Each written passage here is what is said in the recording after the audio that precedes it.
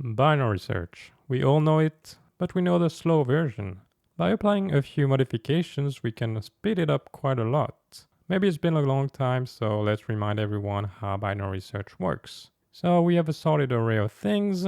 It can be numbers, characters, strings, or really anything sortable. And we are looking for a specific value in this array. The idea is to define two indices to mark the left and right boundaries of the array. I personally prefer to call them low and high to avoid mixing left and right because, it happens. It is what it is, Okay. Then using these indices, we compute the middle index and we look at the value at this position. If it corresponds to the value we are looking for, then we return this index. If it's bigger than our target, then we know that our target cannot be to the right side of the middle. So we move the high boundary toward the middle. But if the middle value is smaller than our target, then we shift our low boundary to the middle. And we repeat this operation until we find the target or until we run out of elements. One popular implementation is this one. And I expect you to be familiar with this code if you're not, or if you want to try many different implementations. Scrimba has a course on binary search. The cool thing about Scrimba is that it blends video tutorials and an IDE together so that you can pause at any moment and edit the code right in your web browser. You're not just passively watching, but you're practicing what you're learning immediately. Scrimba has many courses and career paths like the full stack path that will teach you all you need to become hireable in just a few months. Start today for free or save 20% on the pro plan by clicking the link in the description. Thank you Scrimba for sponsoring this video, but seriously, try it, it's good. Okay, so what's the problem with this code? What is slow about it? The biggest bottleneck here is the if condition. To understand why, we need to talk a little bit about CPU architecture. To improve performance, CPUs are designed with multiple stages that form a pipeline.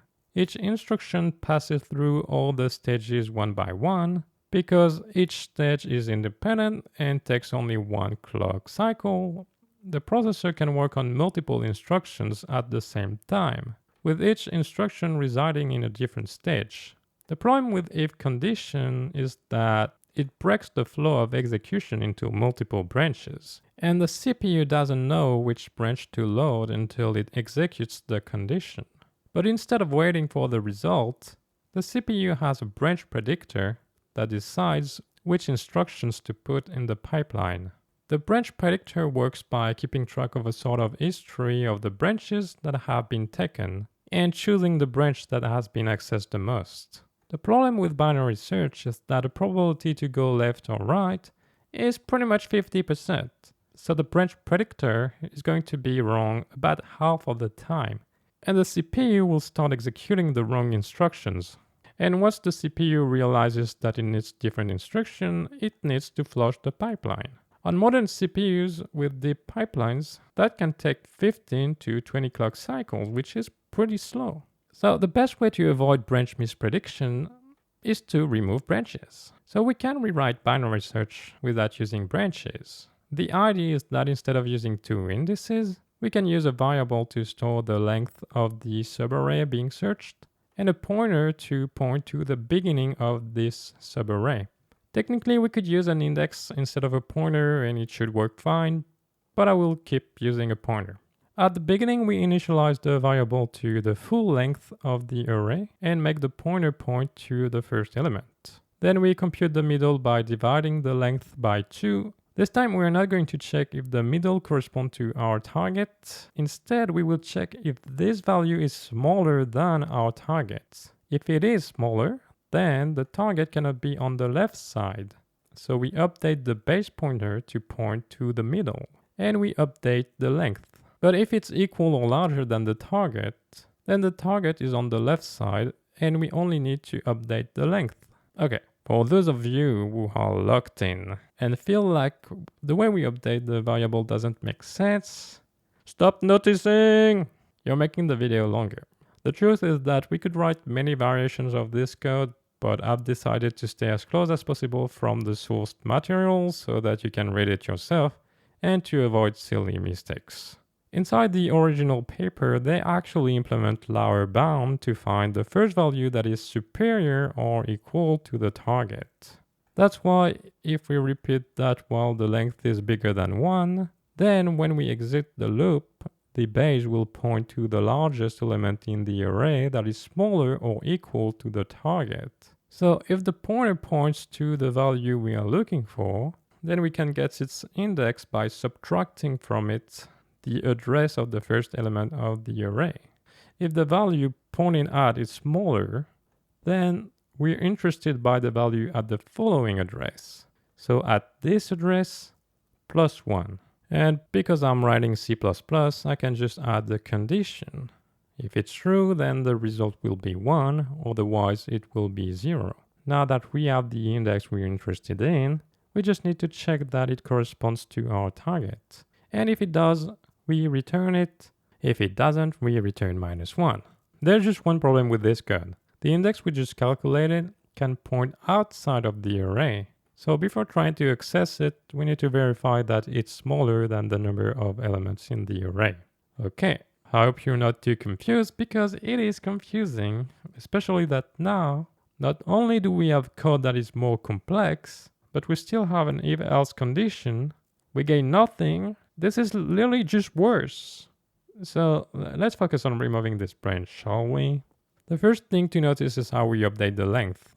Inside the if, we subtract the middle, and in the else, we assign mid to it. When the array has an even number of elements, these two operations have the same result. But when the number of elements is odd, the behavior is slightly different. For example, if n is equal to 7, then mid will be equal to 3 because the in division does an implicit floor. So the length will be updated to 3 or 4. But the difference between the two will always be 1. The trick here is to realize that doing binary search on an array with one more or one less element isn't going to change a lot. So for both cases, we can decide to use the bigger array. So we can remove the else branch and move the len equal len minus mid out of the if condition. Now that we are left with a single instruction inside the if condition, we can remove it by using the ternary operator. And we end up with a branchless implementation of binary search. I know you're probably thinking that the ternary operation is just syntax sugar for an if-else condition, like what are you talking about? But here, because we use it to update a value with one of two simple values, it's not going to be replaced by a branch, but it will be replaced by a conditional move instruction. Modern CPUs have these special instructions that allow to assign or not a value to a register based on a condition without branching. So now the branch predictor cannot mispredict the branch because there's no branch. Pretty cool, right? And so according to this paper, for arrays small enough to be kept in the L2 cache, the branch-free binary search code is the fastest algorithm. The paper actually uses a function template and doesn't perform exactly the same operations, but the results should be pretty similar. And looking at the result, we can see that it is faster than the branching implementation until the array is too big to fit inside the L3 cache. But the paper was talking about the L2 cache, not L3. Well, that's because there's a faster algorithm for arrays larger than the L2 cache. But I will talk about it later. Because we can actually modify our code to make it always faster than the branching implementation. To do that, I want to show you this article. Algorithmica.org has a slightly different implementation. Instead of using a ternary operator, it does some pointer arithmetic to calculate the new value of the pointer. But this line of code is still replaced by a conditional move, and it shows similar results. The branchless search is better for arrays that fits into the L3 cache, but for larger arrays it becomes worse. Much worse. Indeed, when arrays are too big for the caches, the CPU needs to fetch data directly from the RAM, which is really slow.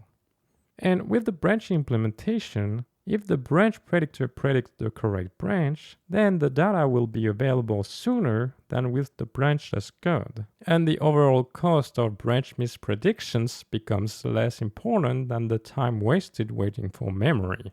but we can fix this problem by explicitly prefetching the data we need in the next iteration. So inside the while loop, before updating the base pointer, we can prefetch the middle of the left and or the right subarrays, so that no matter which direction we go, the next middle element will be ready to be used faster in the next iteration.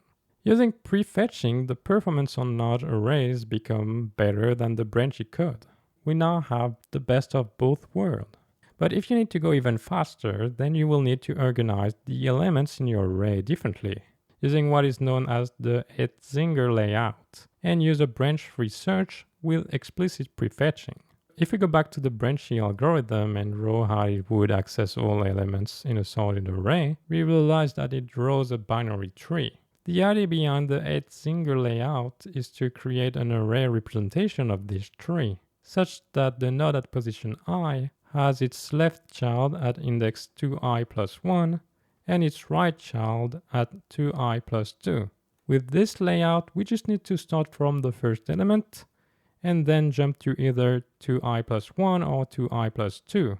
And because these two are next to each other, it's much more cache-friendly than the sorted array, which will result in less memory accesses and speed up the search for large arrays. Alright, I'm going to stop there.